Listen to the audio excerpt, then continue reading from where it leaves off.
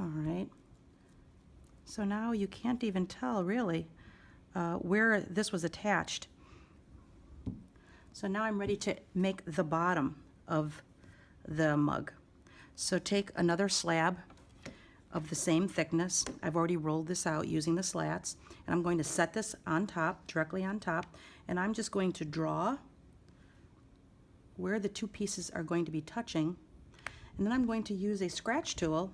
I love this serrated tool here to score where the two pieces of clay are going to touch, and I'm even going to do that to the bottom to make sure there's a really good bond there. And I'm going to take some of the slip. You can be very generous with this.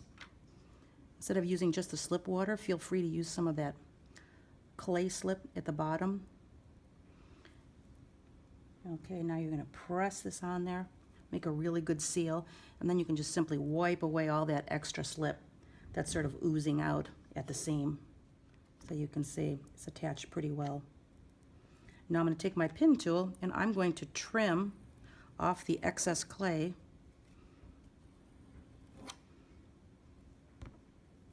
I'm trying to hold the pin tool straight up and down if I can, so I don't get too much of a beveled edge.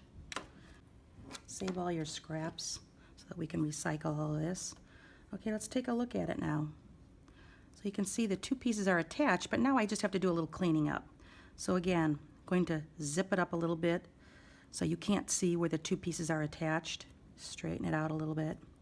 Take the time to really refine your cylinder shape.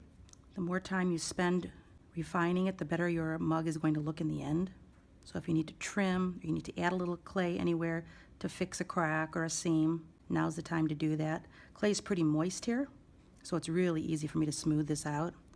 So there is my basic cylinder. It's still on the form, and I'm not going to take this off. Normally I would slip my hand in there and just pull this out, but I'm going to let this dry overnight. So I would suggest you take a piece of paper towel, wrap it around, and then go ahead and place it inside your Ziploc bag. And then the next time you work on it, we will take it off the cylinder, and it'll be a little bit easier to work with. It won't be quite leather hard, but it'll be not quite as soft as this, and you'll be able to add your handle and your decorations.